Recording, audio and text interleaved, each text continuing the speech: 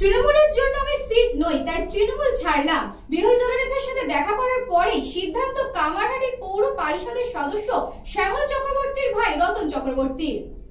গতকাল তৃণমূলের নেতা ভাই তৃণমূল কংগ্রেসের কামারহাটি পৌরসভার 27 নম্বর ওয়ার্ডের কাউন্সিলর ও কমার্সি পৌরসভার চেয়ারম্যান কাউন্সিল সদস্য শ্যামল চক্রবর্তীর ভাই রতন চক্রবর্তী তৃণমূল কংগ্রেসের তৃণমূলের একনিষ্ঠ কর্মী এবং নেতৃত্ব সুবক্তা তৃণমূল কংগ্রেস ছাড়লেন।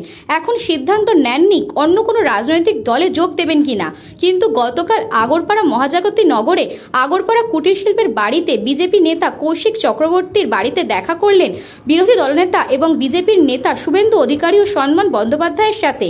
এখন দেখার তৃণমূল কংগ্রেসের এই নেতার প্রতি কি সিদ্ধান্ত নেয়। রতন চক্রবর্তীও তার সঠিক জায়গায় থাকতে পারে কিনা, এখন সেটাই দেখার।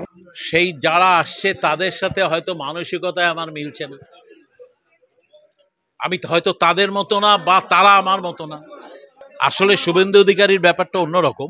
কৌশিক আমায় বললো যে তুমি একটু চলে এসো, তা আমি এলাম, এসে দেখলাম, দেখে দেখা হলো।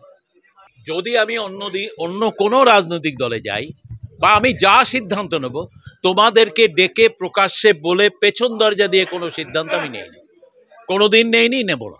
বলরাম বসুর রিপোর্ট, নিউজ বঙ্গ টাইম।